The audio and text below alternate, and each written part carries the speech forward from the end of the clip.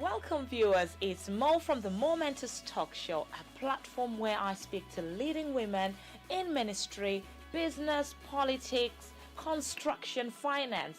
If you're that woman, then you want to become more and do more because guess what? You have capacity for more. Tune in every Tuesday at 3 p.m. on Sky 589, Faith World TV, where you'll get inspiration.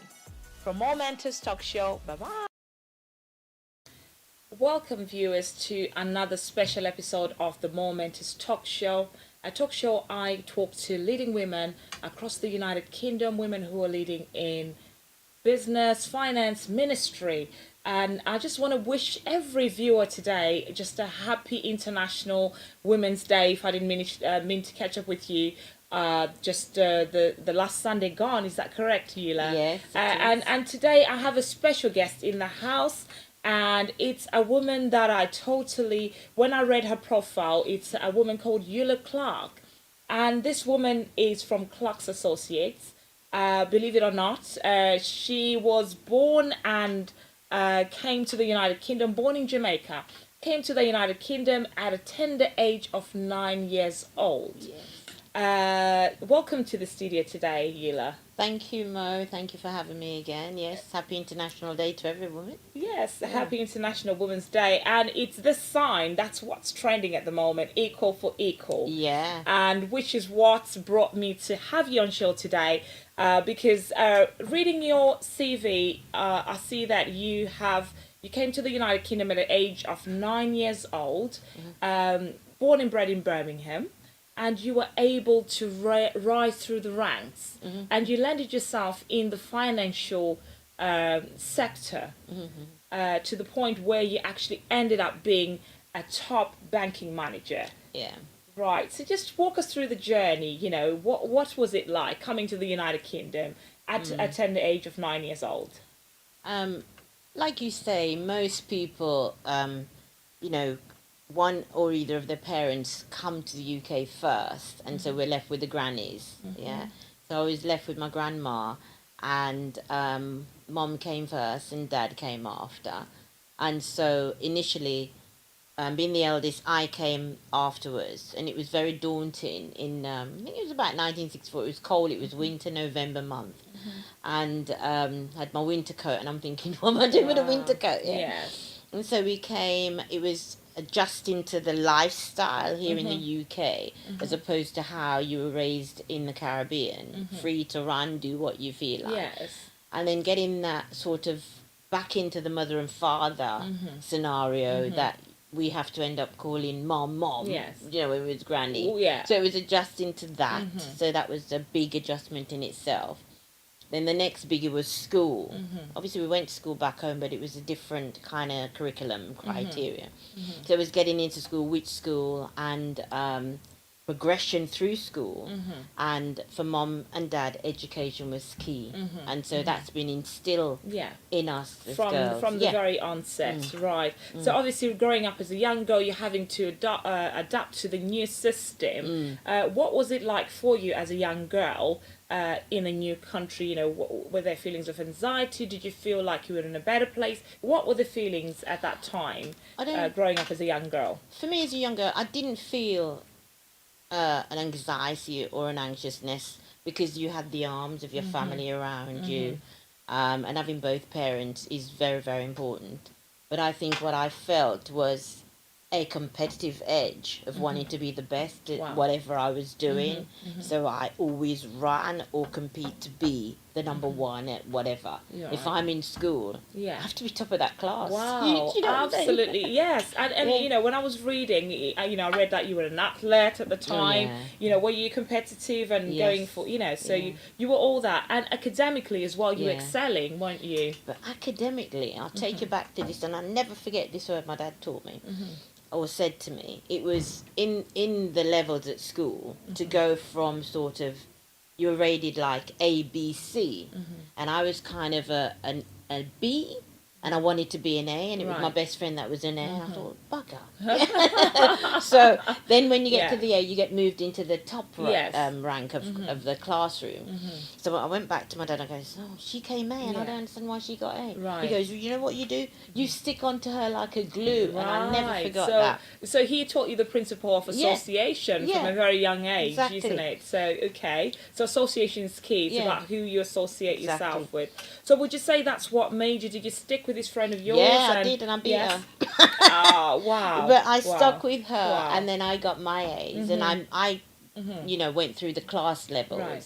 So you had like a class A and a class B. So whatever your grade was, you would You'd go to that class, yes. You stick with that. Right. So viewers, if you're watching, I'm speaking to Eula Clarke from Clarke's Associate, a woman who raced through the ranks, coming to the United Kingdom at the age of 9 years old, and finding herself in a different country and having to almost adapt and start all over again. Yeah. She was able to still excel, and one of the things she said here is she was able to associate. Her dad taught her that association was key. So that was one of the things. So going forward then, you ended up in the banking sector. Yeah. So did you aspire to be in the banking sector, No. or how did you end up there then? No, I always wanted to be an air stewardess. Air stewardess, the yes. flights and all, and I like the little. Don't we? The smartness about them, Yes. the little, Yes. trotting through the gangway. I love that. So I aspired to be that, but then I recollect myself and I'm thinking flights and everything else, and I thought, no, your mindset changes as you Yeah. get older, and I think finance didn't come to mind at the time, but it was a sort of a stable, safe environment, that the culture of sort of our ethnicity look at it as sort of a corporate professionalism. Yeah. You kind of a safe haven. Yeah, so you had the security so, as well. Yeah, you have that. So I went and had my interview for the bank, and then passed the interview. Then I decided, okay, I'm going to go back and do A levels, which I did. So they held on to that position until when I finished after a Wow, year. you must have been excelling. You must have been I don't really, know. you It must was have been good really for them to have done that. Yeah. Wow. So having then entered into the financial sector, did your parents have any influence in, in choosing that career? Because I know that, we may be having viewers who are watching and, you've got young children. Did your parents have an influence in who you became? Did they push you towards the finance sector or, into a career that had security in it? Or did you just, find yourself there, but you looked at it yourself? I Did think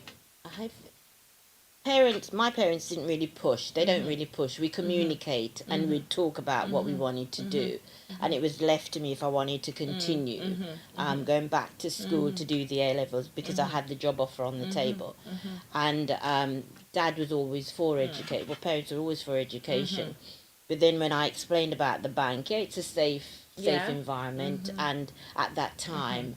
It was, when did I join? 1979. Wow. So at that time it was like, oh, Yeah. that's it. When they That get in was- their community, yes. oh, she's in the back. Oh, Yes, it's kind of a definitely. top-notch conversation. It would have been. It would have Yeah. been. I can imagine. So, just looking at it and which is one thing that really, really inspired me in a way. If you were able to get into the banking sector in the 70s, I mean, I wasn't yet born. Well, Let alone. So I'm just thinking, you must have been top of the notch in terms of, what you could offer at that time. You must have been really good at what you were doing. I think. Would you say that? I would probably say I was a potential. I'll put it that way, because you cannot be good at when you haven't been in the environment. Okay. So I was a potential for growth. Yeah. That's how I would see myself. Okay. And I was Wow. a go-getter. And you were a go-getter, which is, obviously left you in... Because I can imagine at that time, maybe women of colour, as I'd say, maybe were not so much in that... No. They were not going into those job opportunities at that time, were they? Wow. So what was the... what was the peak of your career? Because I've read that, you obviously was a top banking manager. Yeah. You rose through the ranks to the point where you became a manager. Yeah. So what were the dynamics at that time? What were the challenges for you? I think my challenge, or the challenges I face, was as you go through the levels, you've got to just have that belief in yourself, and also get yourself a mentor. which is what I did, because when I went through, you do get pushbacks. You know, there were pushbacks as if, well, you're not really ready for that yet. Go back and sharpen your axes. And I thought, no, I can do it just as good as. Yeah. But you know, you listen, you then mentor yourself, and you rise again. And then when you come up to get into the interview session, it's already done. You see what I mean? Because you've gone back and look at where you didn't excel at certain things, but then you adjust. You adjust, because if you follow what people say, this can pay detrimental impact on you. Yeah. Mindset. Do you know what I mean? Yeah. And that's one of the biggest things for me. Your mindset is absolutely, you know, it's almost like your vehicle to where you want to get to. So viewers, if you're watching, I'd like you to, I'm going to take a break shortly, but I'll be coming back to talk more about how Eula was able to enter the banking industry and find herself in this position, and you know how she navigated herself to get out. Eventually she got out, but I just want to take a short break now. Thank you. Momentors Talkshow, a platform where I speak to leading women in ministry, business, politics, construction, finance. If you're that woman, then you want to become more and do more, because guess what? You have capacity for more. Tune in every Tuesday at 3 p.m. on Sky 589, Faith World TV, where you'll get inspiration. From Momentors Talk Show, bye-bye. Welcome again, viewers, to the Momentors Talk Show for leading women. And in the studio today, I have Eula Clarke from Clarke's Associates. And we was talking about how she's been able to come into this country at the age of 9 years old. In the 70s, she was able to get into the banking industry. So obviously breaking all the odds at that time, women of color getting into the corporate world, you know, was a big thing. And I was about to talk about the challenges. So what challenges did you face in your job, in your job role at that time? I think my challenges that I faced while I was in the corporate field was I was always put into the challenging places where it was really rough and it needed to be brought up. So that was a test of my sort of tenacity to see how well I'm going to grasp it, or think, oh, well, it's already down, what more can I do? But I took it, and then various branches was the same. They needed uplifting. Performance level wasn't there, but I took it up on myself because I like to be number one, and took branches that were sort of in, we have like level ranks, so I took branches that were sort of bottom 80th or out of 100 and brought them right up to the top. Right. And it's how you interact with your people, your clients, your customer base, understanding the community that we actually were serving. Right. Yeah. So in line with this, how would you equate it to what's happening in today's world? Would you think that, you know, did your feminism play a part at that time? You know, you being a black woman or just being a woman in that job role, did that play a part at all?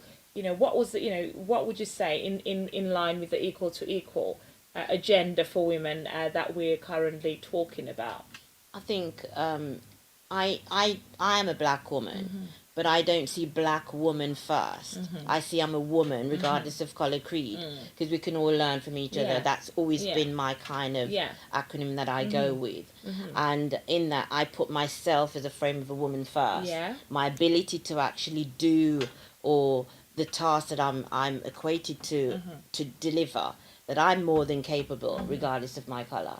And that's how I see that. If I'm going to look at colour first, I would put myself into a box that I'm not able to do the role. Do you see what I mean? I absolutely I like have to take that out. I absolutely like that. So, you know, those are some of the things, you know, things that I also believe in. And I like that you brought that to the table, that it's important that we don't actually box ourselves and actually say, you know, I'm a woman of colour. Yes, I am. But actually that doesn't come first. It's about performance. It's about actually delivering first, and then your race, you know, obviously would come into it. It's really important. So what changes do you see today that were not there in the old day for the woman who may be in the banking world today? I think today the focus has to be that you get yourself a mentor, whatever field you're in. You've got to get somebody that you can collaborate with, and you can chew over and discuss certain things that are not working for you. The 9 to 5 days are done. You know what I mean? You don't come home and you're cooking and you're tired and you do all of that. There's got to be more to life than a 9 to 5.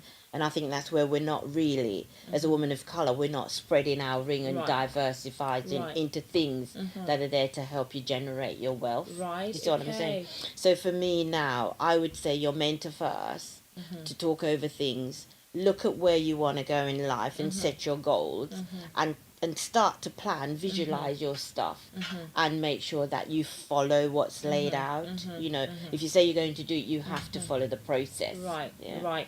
So you're specifying here. So viewers, if you're watching, one of the tips we're getting from Eula is that you need to identify a mentor, Yeah. and also be able to have goals, which allow you to work, you know, in a healthy way that will keep you out. Which is what brings me to talk about. You know, you've since retired, is it, from from the banking industry now? You know, but you're finding yourself in a different. Would you be able to tell us a bit more about your business and what you're doing now? I took early retirement due to bereavement in my in-law side of things, and also looking after mom as well, who suffers with dementia. However, you question yourself, why did you not do it sooner? But nothing before the time, and that led me to take a break. I had to take a break from my mind of finance to just detox my thing of routine because it was a routine. It is. Yeah, I and can imagine. I've been doing it for 42 years, so I Yes. had to break it down, get my rest in, recharge myself, read a lot of development books, Yes. and re-challenge myself. What do I want to do next? And the thing that came out, I said, you know what? I've had so much experience within the corporate. I now need to capitalize on the skill set, and therefore I set up the Clarke's Associate, which two parts. One is one-to-one coaching and executive mentoring and looking at customer service because that was my skill set for organization. So support wherever I can and community engagement. The other factor is to health and wellness because I'm really passionate about health and wellness. And that I do to the T without even thinking. Right, okay. Which brings me to talk about the health and wellness side of things. So obviously you're working with executives. Is that in a coaching perspective with the Clark's Associates? Are you coaching young... It could be coaching. It could be anything that they need to discuss. And in that side, with both the health side and the coaching from Clark's, mean that I have to speak to clients around whatever their health issues are. So that's taking it that level. I have to be able to listen and be able to consult in that conversation because people come and tell you a lot of stuff that's personal to them. Yeah.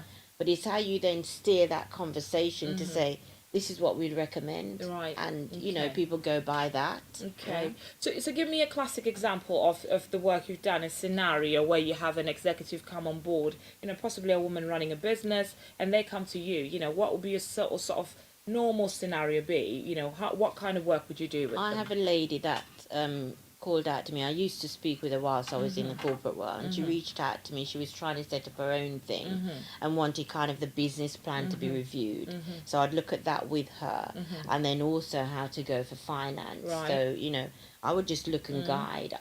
We work together. So I'm not going to say you need to do this, you need to do that. Right. I have to ask the question for them to pull out their own answers. Because the more you tell, the more they come back. Right. So you've got to make sure that they can stand on their own. They get to actually think and process. Yeah, so it's your questioning techniques again around that. She was able to hold her own actually because she was helping people who were actually in prison trying to find homes and so on. Wow, absolutely amazing. And you know, how would people, if a viewers are watching right now and they want to reach out to you in terms of that work, in terms of the coaching aspect of things or the health and well-being aspect of things, you know, how would they be able to get in touch? I know we've got the website showing on the screen, but do you have social media? I'm on Facebook because I couldn't use Facebook in my corporate environment. Yes. But no, I am. So I'm on Facebook under Eula Clarke, Eula, Clarke with an E. Right. I'm also on Instagram as well. So, you know, but really, if you go to the website, you can see me there. I think social media probably be linked on there. You'll be able to connect. Which brings me to talk about some of the products that you've brought in today. So you've got teas, coffees. Can you tell us a bit more, just in a nutshell, you know, in terms of how these could benefit a leading woman or somebody aspiring to be, you know, or a businesswoman, you know, who's stressed out? You know, how can these products help them? For I'll talk example? about the tea 1st. This tea is a detox tea, and I came into this tea about 3-4 years ago. It was given to me, and I started to use it, but I actually lost weight from detoxing your body, and that's what it does. It detox you, it ages you backward. All natural, organic tea. 2 tea Okay. bags in there, you boil, take 2 each day, Wow. and I've been doing it ever since. And Wow. I'm sitting here. I'm 65 in Yeah, September, wow. and I've You're lost. looking Yeah, amazing. thank you. Yes. And I've gone from a size 20 now to a I was 16. reading So, that. So weight loss is there. weight loss. What other health benefits would you say you'd get from the tea? I So you will got say- weight loss, you detox. Detox. I'm just gonna say first though, this is no medical claims or disclaimer. This is personally my own testimonial, and we're not here to say we cure anything. But for me, it's helped with all my internal issues, Right. my levels, no blood pressure, nothing. Everything's normal. I was told before that I needed to have a cataract operation. Right, I refused okay. because I look after mom. Yeah. When I went for my check, there's So it's nothing got there. all these health Yeah. benefits in it as well. Yeah. So if you're listening out there and you're thinking, you want to connect with Eula, she's a health and wellness coach as well as having all this experience in working in the corporate world as a leading woman, and she's got this tea that can help you to detox, look after yourself first. Yeah. And I think that's important to remember that as much as we're working so hard, maybe I do need some of that tea actually, but we work so hard. But we also need to take a step back to look after ourselves, and that's what you're basically saying. Especially with what's going on now. The other one we have is this one here. We're into, I don't know if people understand the CBD world. Right. Cannabinoid and CBD, not the bit that makes you high, the THC. This is with no cannabinoid, Right. no THC. You just put this little sachet in a little bottle of water, shake it, and you're good to go. Right. And it's like lemonade. But what it does, we already have cannabinoid internally. Right. We have it in the brain. We have it in the immune system. So what this does, if the brain is out of sync, you get Alzheimer's, dementia, all of the elements relating to brain disease, stroke. The body does not recognize wherever the cannabinoid comes from. Once you start to take it, it will right itself, Right. because this has the cannabinoid in it. Right, So the body so- will think, oh, I'm getting a bit low on that. Right. Here we go. So it actually clicks Yeah, in it place. flicks and fix. So remember, this virus thing that's coming out now relates to your immune system, and all your gut has to be cleaned, because that's where disease comes from. Your gut, and then your immune, which is not functioning properly, so it will pick up anything that's coming. So what you do is make sure your gut is detox. You're cleansed internally, So it's and that should cleansing.